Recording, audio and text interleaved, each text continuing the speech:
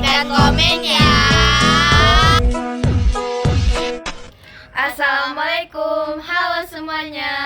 Perkenalkan, saya Juan Pratika Tazira. Perkenalkan, nama saya Rasika Kasih Putri. Perkenalkan, nama saya Amira Azanur Adiba. Jadi, kami akan memberikan materi mengenai arsitektur CPU dan bagaimana CPU melakukan eksekusi instruksi. Bye-bye. Assalamualaikum warahmatullahi wabarakatuh. Jadi di sini saya akan menjelaskan mengenai arsitektur CPU beserta kelebihan dan juga kekurangannya. Nah, yang pertama itu ada von Neumann arsitektur. Von Neumann arsitektur merupakan arsitektur yang menggunakan satu jalur untuk instruksi dan data.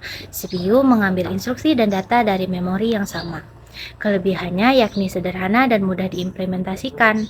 Kekurangannya yakni bottleneck karena instruksi dan data harus berbagi jalur yang sama. Kedua itu ada Harvard arsitektur, memisahkan jalur untuk instruksi dan data, memungkinkan CPU untuk mengambil instruksi dan data secara bersamaan. Kelebihannya yakni lebih cepat karena tidak ada bottleneck, kekurangannya yakni lebih kompleks dan mahal untuk diimplementasikan.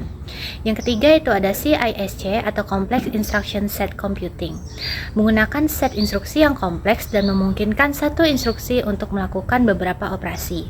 Kelebihannya yakni mengurangi jumlah instruksi yang diperlukan untuk menyelesaikan tugas. Kekurangannya yakni instruksi yang kompleks memerlukan lebih banyak siklus CPU untuk dieksekusi. Keempat ada RISC atau Reduced Instruction Set Computing, menggunakan set instruksi yang sederhana dan efisien. Dengan setiap instruksi biasanya dieksekusi dalam satu siklus CPU. Kelebihannya yakni eksekusi instruksi yang cepat dan efisien. Kekurangannya memerlukan lebih banyak instruksi untuk menyelesaikan tugas yang kompleks.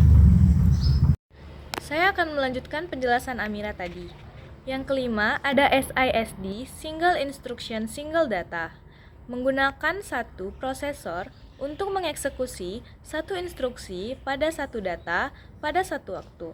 Kelebihannya sederhana dan mudah diimplementasikan. Kekurangannya tidak efisien untuk tugas yang memerlukan paralelisme.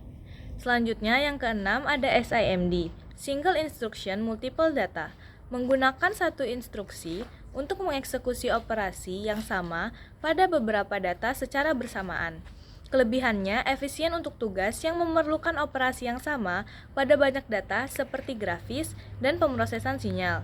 Kekurangannya tidak fleksibel untuk tugas yang memerlukan operasi berbeda pada data yang berbeda. Selanjutnya yang ketujuh ada MISD, Multiple Instruction Single Data, menggunakan beberapa instruksi mengeksekusi operasi yang berbeda pada satu data secara bersamaan. Kelebihannya cocok untuk aplikasi yang memerlukan redundansi tinggi.